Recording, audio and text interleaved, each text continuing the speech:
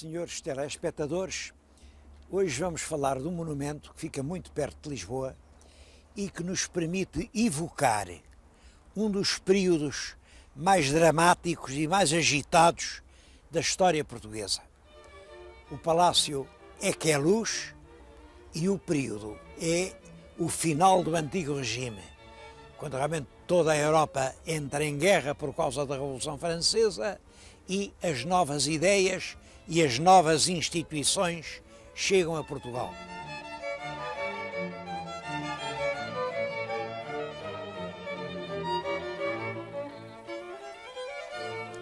O palácio, como se vê, basta passar diante dele, não foi construído de uma só vez. Tem várias partes que foram sendo acrescentadas, agora esta, depois aquela. Bom, apesar disso, consegue ter uma relativa unidade, não muita. Vê-se que isto foi sendo construído ao longo do tempo. Parece que as primeiras obras agora para este palácio que cá está teriam sido 1700,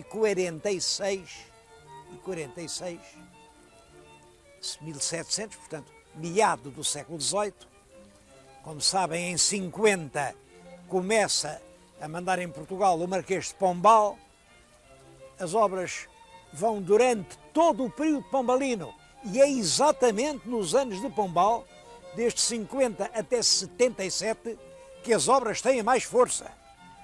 Bom, e depois prolongam-se ainda até cerca de 90. Ora, o que é curioso é isto. Apesar de ser um monumento da época pombalina, é o monumento o menos pombalino possível. O que nos dá a ideia bem de Pombal é o terreiro do Paço, aquele geometrismo, aquela frieza, aquele equilíbrio de volumes, aquela sobriedade. Pombal é realmente um homem forte, mas frugal, contra estas exuberâncias. Eu estou aqui a falar, por exemplo, diante de uma fonte que parece um gigantesco centro de mesa. Isto é rococó, tudo isto é rococó. Como é possível que na época de Pombal o homem omnipotente, parece que nada se fazia em Portugal que ele não desse licença, nada, nem um casamento. Apesar disso, fazia-se um palácio desta grandeza exatamente ao arrepio dos critérios pombalinos. Isso é muito curioso porque isso liga-se com a razão por que o palácio nasceu.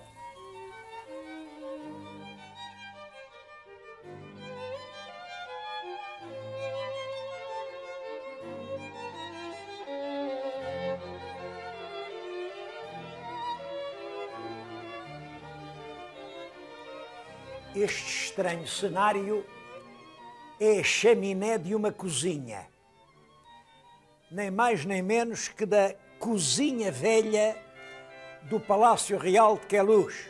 Foi aqui, neste espaço da cozinha velha, que existiu o que veio a ser uma espécie de ovo do palácio. Era uma casa de campo, claro, importante, de uns fidalgos, que eram os filhos do Cristóvão de Moura. Era a família Corte Real. Este Cristóvão de Moura é aquele fidalgo de quem se dizia, pelo menos no tempo em que eu estudava em instrução primária, que vendeu Portugal aos castelhanos, porque andou aí a fazer propaganda do Filipe II, e a fazer promessas, e a dar dinheiros, e a comprar votos. Bom, é claro, é a história contada do lado do vencido, porque a verdade é que o Cristóvão de Moura era um fidalgo português que sempre foi criado na corte de Castela, tinha sido praticamente protegido pelos reis de Castela, portanto não admira nada que estivesse do lado de Castela. De qualquer maneira, ele também não perdeu nada com isso. Fizeram-no Marquês de Castelo Rodrigo, a família dele, Moura, aliou-se a uma outra família também muito rica, a família dos Cortes Reais, e eram eles, Cortes Reais, que tinham aqui, aliás, tinham noutros pontos do país, casas muito boas. Este chamava o Casal de Queluz, e era para aqui que eles vinham caçar. Claro, quando veio a restauração, toda a gente que estava do lado de Castela viu os seus bens confiscados, Os Cortes Reais ficaram sem nada, esta quinta passa para o Estado. Toda a fidalguia, foi uma grande parte da fidalguia, que alinhou do lado de Castela, viu as suas fortunas confiscadas. E nessa altura o rei pega nesse imenso acervo de bens e resolve fazer uma coisa. Um conjunto de bens, o infantado. O infantado era uma massa de bens destinada a sustentar o segundo filho do rei. O primeiro filho era o príncipe real e esse vivia à custa do Estado. Mas o segundo era um particular e não tinha nada, porque os segundos filhos nada tinham.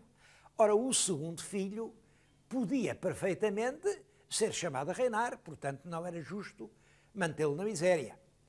Além disso, acontece que o rei Dom João IV tinha 2 filhos, o que estava destinado a reinar, que era Dom Afonso VI, e que era um incapaz. Era totalmente incapaz, era um tonto completo, mas enfim, era o primogénito, tinha que reinar. E o segundo filho era um moço desempenado, Dom Pedro, e portanto, o Dom João IV deve ter calculado que aquele segundo filho vinha a ter um papel importante na história nacional, e não se enganou. Realmente, o Dom Afonso VI tiveram que o mandar embora, tiveram que o expulsar do trono. Ele esteve lá preso primeiro nos Açores, depois ali em Sintra, coitadito, enquanto o Dom Pedro era o regente.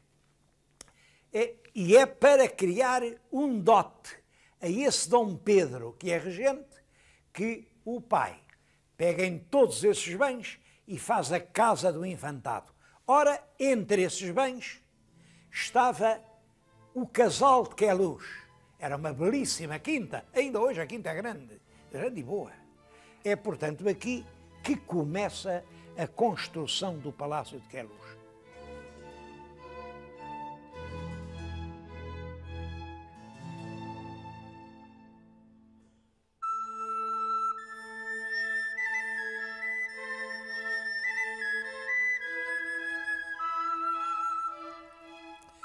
O que hoje se pode ver em Queluz é quase tudo obra do terceiro senhor do Infantado. Terceiro senhor do Infantado, que também teve o título de rei, rei Dom Pedro III, por estar casado com a rainha Dona Maria I. Essa história do casamento é curiosa. O nosso rei Dom José não tinha nenhum filho varão, só tinha aquela filha, a Dona Maria. E, portanto, era preciso casá-la. Mas casar com quem?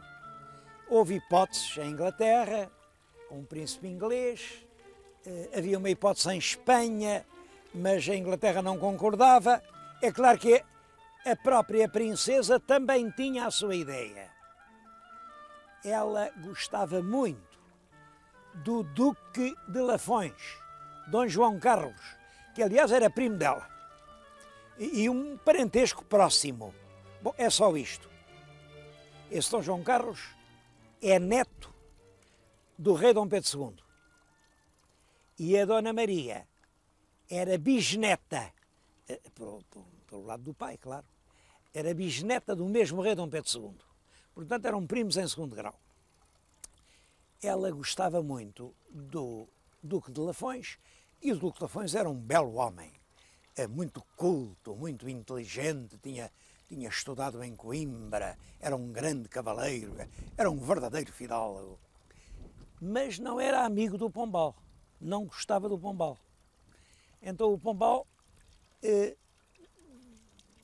trata-o mal. Por exemplo, quando lhe morreu o irmão e ele devia ser nomeado segundo Duque de Lafões, recusou-se a deixá-lo ser Duque. Diz-se mesmo que foi ele que o obrigou a sair de Portugal, e em 1760 o Duque de Lafões sai de Portugal. Nesse mesmo ano a princesa casou com o noivo que o Marquês de Pombal destinou. O noivo era um velho tio, velho é como quem diz, enfim, tinha mais 17 anos do que ela, e ela também já não estava nova, porque com essas negociações, com essa teimosia do Pombal de não a deixar casar com quem ela queria, ela chegou aos 26 anos solteira. Portanto, ela tinha 26, ele tinha mais 17, mas é nessa altura em que o senhor do infantado casa com a futura rainha de Portugal, que faz uma enorme campanha de obras. Ele então sabe que isto vai ser um palácio real. Olhem, por exemplo, isto que estão a ver, a Fonte de Neptuno, isto é comprado em Londres e mandado a armar aqui. Estes blocos de estátuas, aquilo representa Diana e o Endimião. É um episódio mitológico dos amores impossíveis.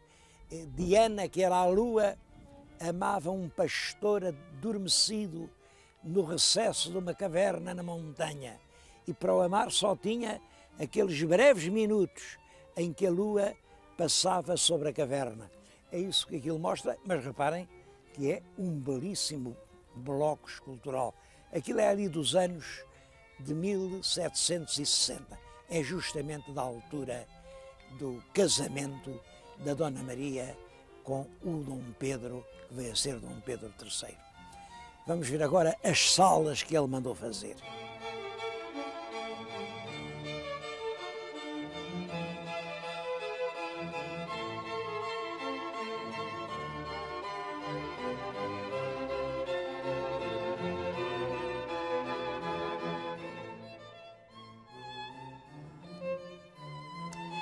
A Rainha Dona Maria I, que estamos agora a ver num retrato de juventude atribuído ao pintor Vieira Lusitano, é a rainha em cuja época se dá a chamada viradeira.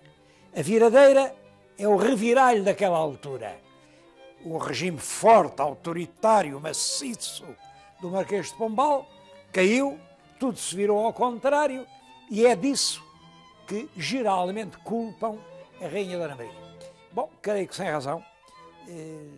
Quem observa os factos com atenção pensa que durante o tempo em que ela governou efetivamente o país, isso é de 1777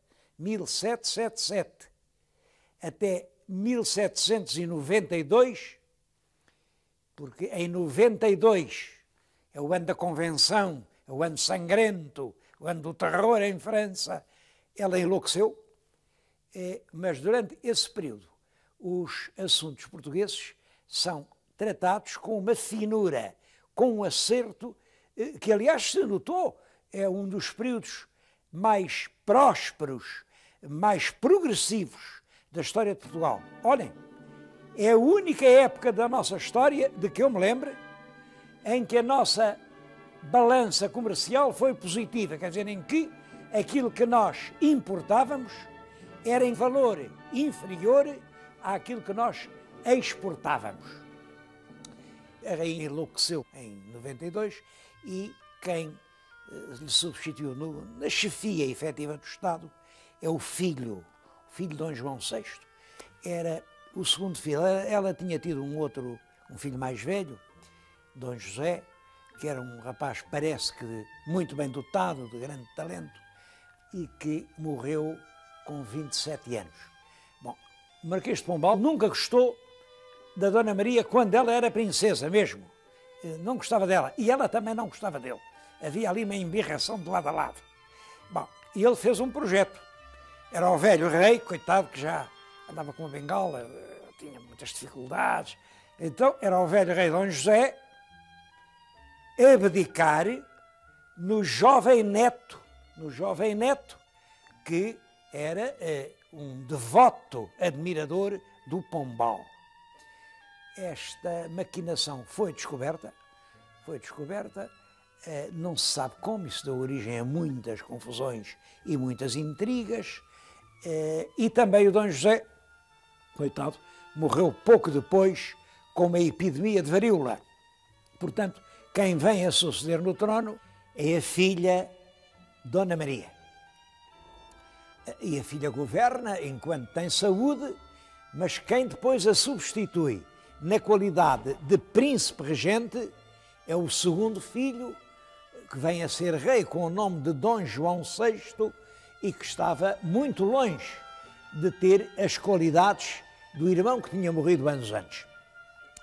Eu penso que, apesar de tudo, foi um homem que governou num período muito difícil, muito difícil.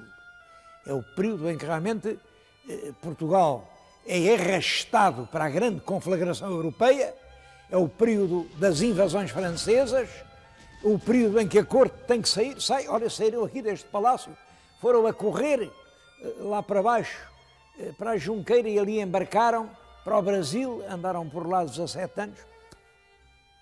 É um período difícil, mas durante esse período, o príncipe regente, depois Dom João VI, procura governar sempre com equilíbrio, quer dizer, ele não se opõe à revolução, que ele sabe que é inevitável, mas pretende que a revolução se faça por uma via pacífica, sem correr sangue, sem ser preciso cortar a cabeça a ninguém. Havia muita gente na corte que não pensava assim. Por exemplo, a mulher dele, a mulher do rei Dom João VI, que era a rainha Dona Carlota Joaquina.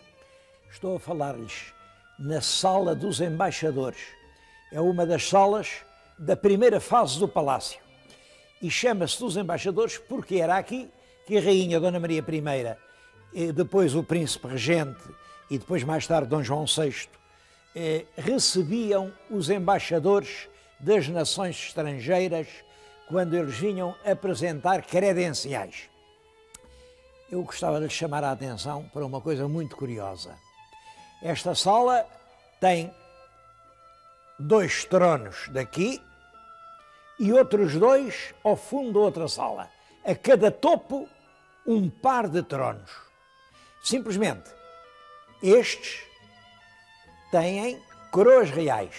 A coroa real ali e a coroa real aqui. Ao passo que nos outros têm emblemas mitológicos sem a coroa real. Qual é a explicação de 4 tronos numa sala? Bom, é uma explicação realmente comovente. É que o príncipe regente Dom João, enquanto a rainha-mãe foi viva, apesar dela estar demente, ele quis conservar o lugar dela. O lugar do pai e da mãe do príncipe regente eram estes. E ele, com a esposa, com a Carlota Joaquina, era além que dava as audiências, em frente dos tronos vagos, dos monarcas que já cá não podiam estar.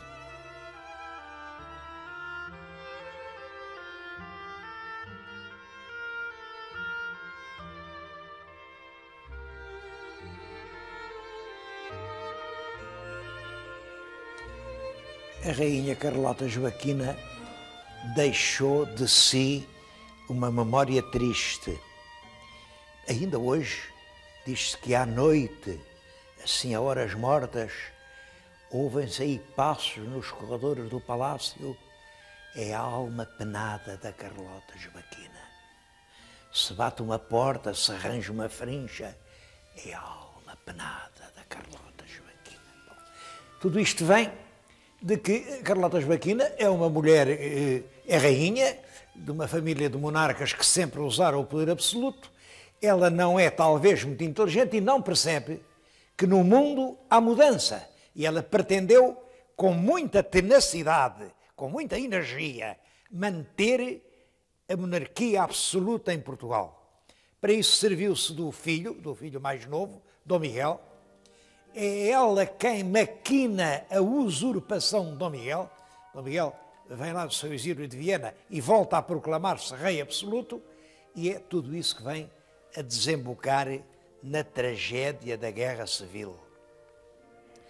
A gente compreende que uma mulher que é responsável por uma guerra fratricida em que morreram milhares de portugueses, ainda hoje vagueia a horas mortas nos espaços onde viveu.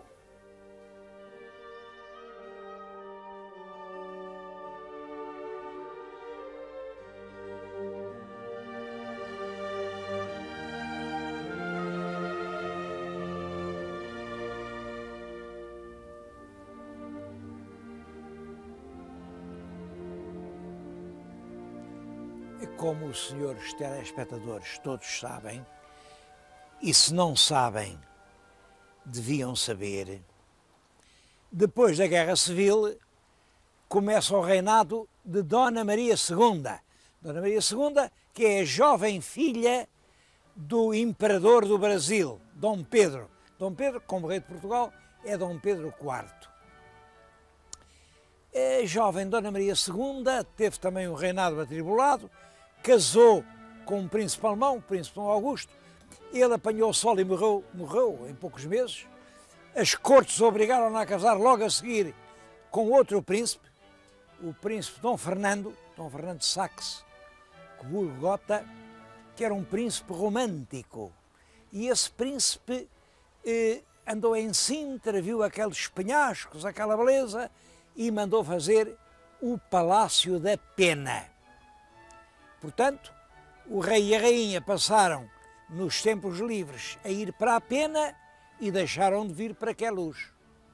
Queluz ficou assim um palácio órfão. Os reis raramente vinham aqui. Isto crescia um matagal, isto já não era palácio, já não era nada.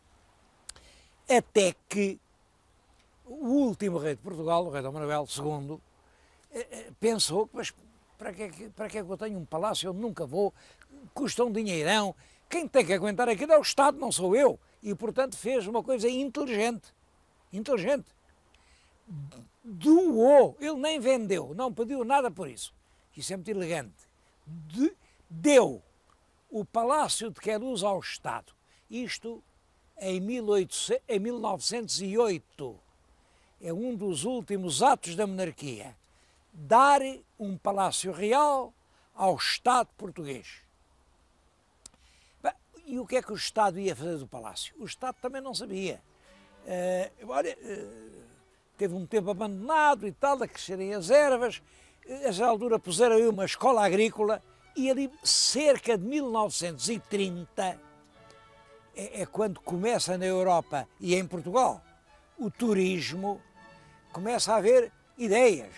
Em Queluz, aquela coisa é tão bonita, está abandonada, vamos fazer lá um grande hotel. Bom, só que quem teve a ideia ligou a isto a uma ideia infeliz. Disse, vamos fazer o Hotel Carlota Joaquina. Imaginem Carlota Joaquina, hein? O nome do fantasma. É evidente, não pode haver hotéis com nomes de fantasmas, não pode. Portanto, veio logo outro movimento enorme, nada disso, está qual Joaquina. Vamos fazer, mas é um palácio que recorda a história de 2 séculos de vida conturbada em Portugal, um palácio. Bom, e o governo disse, tem razão, vamos fazer o palácio. E começam as obras de restauro, cuidadosas, meticulosas, só que isto de obras, como sabem, é perigosíssimo. E em 1934 o palácio ardeu, todo o primeiro andar ficou destruído e agora impunha-se uma reconstrução extremamente cuidadosa. Essa reconstrução foi feita, o Palácio de Queluz que hoje temos renasce entre 34 e 40, volta a ser um espaço encantador, os jardins repovoam-se de estátuas, volta a haver aqui festas nacionais, vêm para aqui os presidentes da República e os reis que visitavam Portugal. Olha, esteve ali, naquele pavilhão, o imperador da Abissínia, Haile Selassie, e esteve há dois anos, o imperador do Japão. Esta é a sala de honra que nós temos para oferecer a quem nos visita. E eu acho que hoje o Palácio continua a ser digno dessa vocação para a qual foi destinado. De grande abraço dos portugueses a quem vem a Portugal. O Palácio e o Jardim são visitados por ano por cerca de 200.000 pessoas. Todos os anos se fazem naquela grande sala concertos pelos maiores artistas do mundo, concertos de entrada livre. Olhem estes jardins. Estes jardins são 15 hectares de jardim. É o maior jardim de Portugal. Ainda hoje funciona aqui, nas velhas cocheiras do Palácio, uma escola de equitação onde os mestres da cavalaria mostram a arte de cavalgar. Não julguem que isso é uma coisa fechada. Todas as quartas-feiras, às 10h30 da manhã, todas. Quem quiser pode vir aqui assistir a um espetáculo da arte equestre dos portugueses de outrora.